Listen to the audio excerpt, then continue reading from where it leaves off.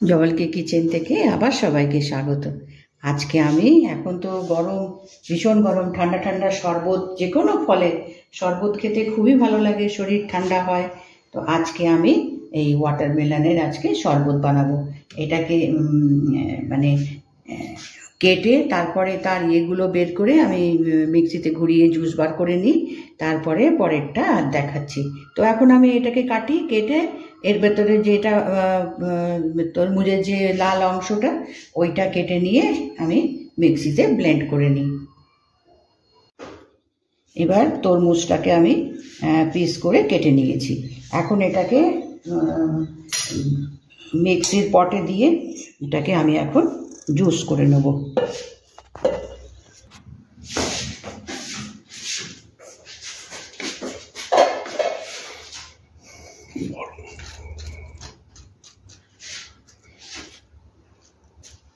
এবার এর মধ্যে আমি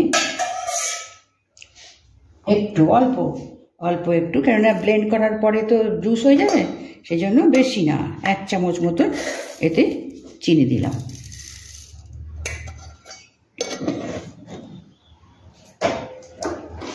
অল্প একটু বিট নুন, এর টেস্ট ভালো হয়, একটা ভালো গন্ধ আসে, ওই জন্য একটু বিট নুন।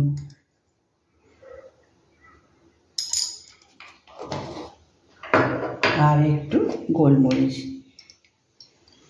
এটা একটু গোলমরিচের তোমার গিয়ে ফ্লেভার আর একটু ঝাল টেস্ট আসবে মুখে।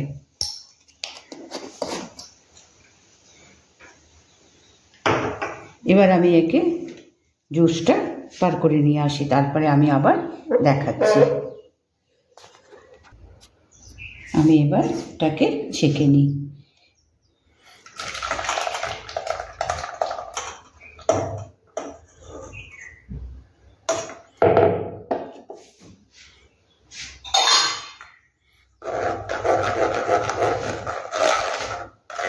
এটা ছেঁকে নিলে কি হয়, এই জুসটা একদম মানে স্মুথ, কোনো কিছু ওর মধ্যে আর পড়বে না।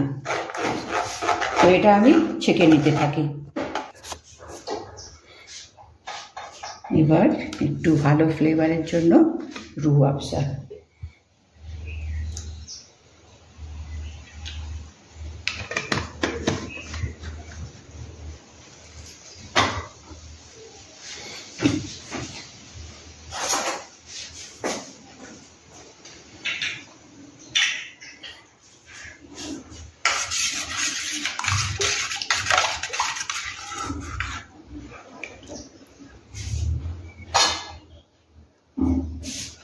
এবার এখানে বরফ দেব।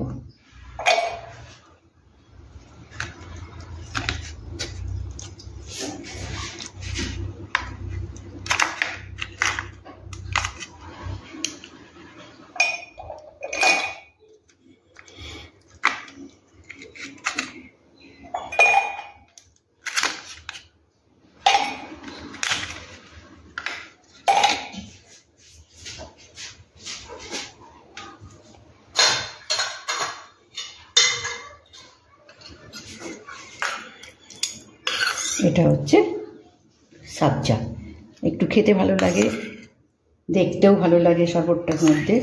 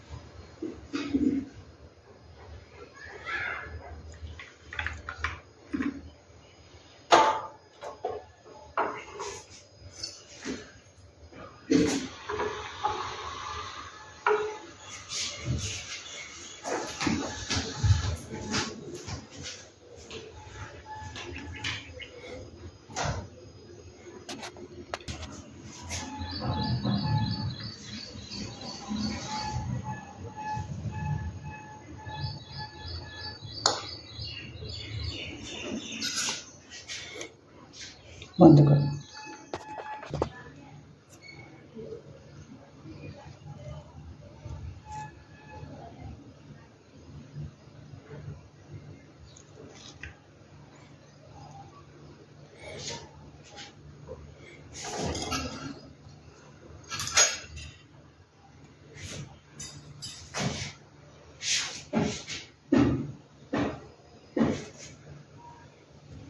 এবার গ্লাসটা আমি পুরো ভরে দিয়েছি।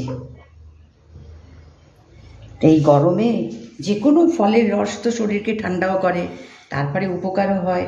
ওয়াটারমেলনে তো প্রচুর জলের আছে, সেই জন্য গরমকালে ওয়াটারমেলনে এমনিও খাওয়া যায়, কিন্তু শরবত করে খেলে একটা আলাদাই তোমার ভালো লাগে আর কি।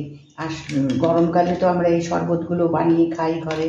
তো আজকে আমি ওয়াটারমেলনের শরবত বানিয়ে দেখালাম। দেখো, ভালো লাগলে নিশ্চয়ই সাবস্ক্রাইব করো। কেমন?